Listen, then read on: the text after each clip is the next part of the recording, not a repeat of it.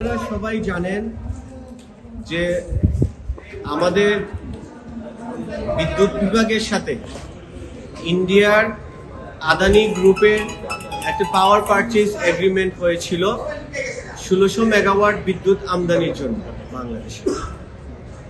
তো ইতিমধ্যেই বিভিন্ন ধরনের বিশেষজ্ঞ মহল থেকে, নাগরিক সমাজ থেকে এবং দুর্নীতি বিরোধী যে সমস্ত সংগঠন আছে তাদের পক্ষ থেকে এটার সমালোচনা করে বলা হচ্ছিল এইটা একপক্ষীয়, বাংলাদেশের স্বার্থ বিরোধী এবং আমাদের জননীতি পরিপন্থী এই এগ্রিমেন্টটাকে আমাদের সরকার যেন পুনর্বিবেচনা করে অথবা এটা যেন বাতিল করে দেয়।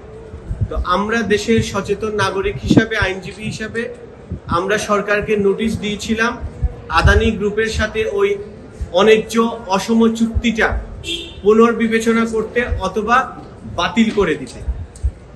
আমরা সরকারের কাছ থেকে কোনো ধরনের কোনো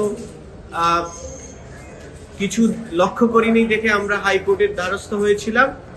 আমরা একটা রিট পিটিশন দায়ের করি, সেইখানে আমরা আদানি গ্রুপের সাথে অন্যায্য এবং অসম চুক্তিটা ন্যায্যতা এবং সমতার ভিত্তিতে বাংলাদেশের স্বার্থ রক্ষা করে যেন পুনর্বিবেচনা করা হয়, না হলে যেন বাতিল করা হয়, এই মর্মে নির্দেশনা চেয়েছিলাম।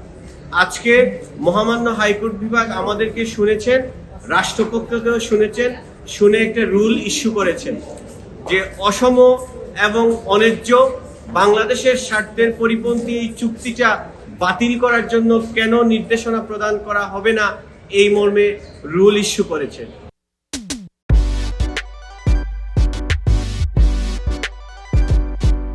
সাথে সাথে 3টা অন্তর্বর্তীকালীন আদেশ দিয়েছেন।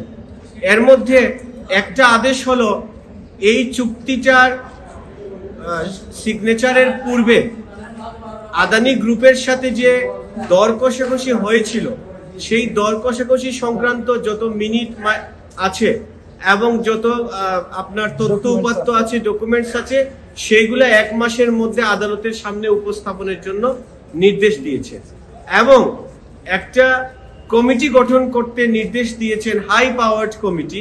সেইখানের মধ্যে জ্বালানি বিশেষজ্ঞ থাকবেন, আন্তর্জাতিক খ্যাতিসম্পন্ন এবং আন্তর্জাতিক খ্যাতিসম্পন্ন আইন বিশেষজ্ঞ থাকবেন, যারা এই চুক্তিটির সব টার্মস এন্ড কন্ডিশনস আমাদের দেশের স্বার্থ পরিপন্থী কি কি আছে সেইগুলো বিশ্লেষণ করে আদালতের কাছে 2 মাসের মধ্যে একটা রিপোর্ট জমা দেবেন।